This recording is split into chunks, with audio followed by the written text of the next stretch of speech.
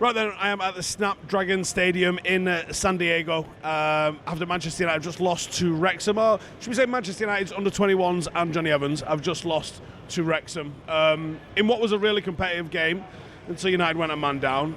Joe's going to ask me some questions, I'm going to do the answering them, and then we'll see where it goes from there. First of all, who impressed you tonight? Who do you think had a good game for United? Who impressed me tonight? I thought Alvaro Fernandez. I thought Hannibal looked quite good.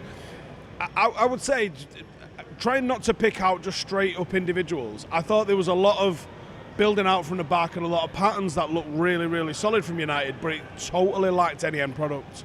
And I thought that was like the physicality starting to show. There wasn't anyone.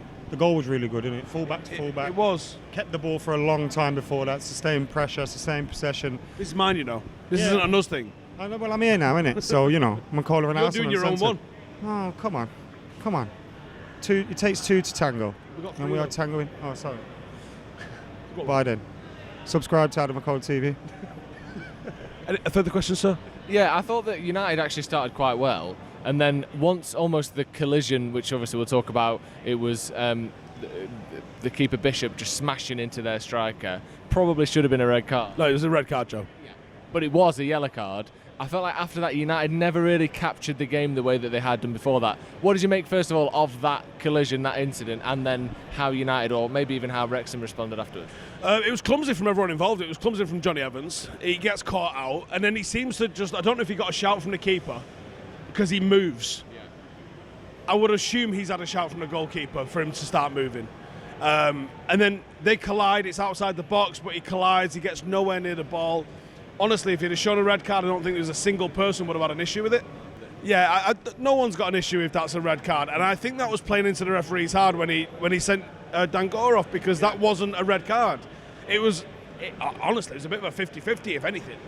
And he's straight red, seems to just cause a massive scene for no reason, and then the game, as far as a contest, was done. United obviously getting one back just before half time. Looked like they was able to penetrate, looked like they might have been able to find some gaps, but then as soon as they were down to 10 men, they seemingly had a numerical advantage to be able to pop the ball around because of positioning, technique and this sort of thing. As soon as that numerical advantage, that wasn't a real numerical advantage, was gone, United didn't have the numbers to be technically superior, and they didn't have the physicality to be able to go a bit route one with it. We were going direct to Shola Shoretire, and you're thinking, even with a stepladder and a stick, he's not going to win an header with this. So it ruined the game as a contest. But I want to see us do this, not just on every tour. I want to see 2 or 3 of these on every single tour. We are just getting off James Ducker, by the way, here as well. Paul Mullin punctured a lung in that challenge by Nathan Bishop. That is serious, and he's done well to walk off the pitch. We saw him having oxygen. We thought he might have cracked a rib, actually. Well, a punctured lung probably means that it was a cracked rib, and it's obviously cracked inside, and that is a long recovery. That's bad, that. That is bad, that. Yeah, what do you think Ten Hag will have learned from this game that he didn't know already? Do you think he's just sort of, it's the second team and nothing's done, or do you think that anyone will push their way into his thoughts for this season? I think Alvaro Fernandez, again, without repeating myself, is because of the situation in his position, which is what every youngster needs. They need someone with, they need a little bit of luck. And obviously that's usually misfortune for the person involved that gives them that opportunity and that luck. But with Malacia being injured at the moment, Luke Shaw being an auxiliary centre-half, Alvaro Fernandez is the one where you go, yes, you're good enough, and you're in the position that's probably going to be required.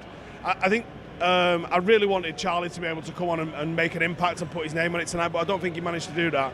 And I don't think Hugo did either. I think the supply wasn't there. Like I said earlier, the cutting edge in the final third just wasn't there from United. So if we had a striker that was able to do it, I think they might have managed, but they didn't manage. So I think the only one that's really going to have the opportunity to do that, I think, is going to be Alvaro Fernandez. But like I was saying, I don't just want to see United repeat this on tour. I want them to expand this on tour. If we're bringing 40, 45 players out on a pre-season, 90 minutes for all of them lot, against an opposition that's going to give them a competitive game, I think is massive for their development. Because academy football's shite. what is the point in you playing in academy football from being 6 years old to 20 years old and never experiencing that sort of stuff? Never experiencing, what did it put us under pressure with? Set plays, long balls, pumps into the channels, percentage passes, all of the sorts of things that you're going to come up against. And unless you're unbelievable coming out of the box, then you're probably going to experience lower league football at some point. Why not prepare them? Because if they can manage that, they've obviously gotten the polish of what they do as a matter of course playing for United. They will make good footballers that are well-rounded and can cope with a multitude of scenarios that they're thrown against. And finally, Johnny Evans, quite possibly seeing his last ever performance in a United shirt. What did you not just make of him tonight because he made that mistake, but just a bit on him as a player and like what it's been like having him back, and just it's quite nice, isn't it? Is there something nice about it? I love Johnny Evans. Not as much as him, but I love Johnny Evans. You don't love Johnny Evans more than me. I don't love Johnny Evans as much as Exactly. you. Love you, Johnny. It was nice to see him back in a United shirt, and Any chance? yes, there's always a chance. The fact that he's on tour, the fact that he's on tour means there's a chance, because they wouldn't have done that if there wasn't any chance whatsoever. So I think yes, there probably is a chance. I think it's probably a slim chance.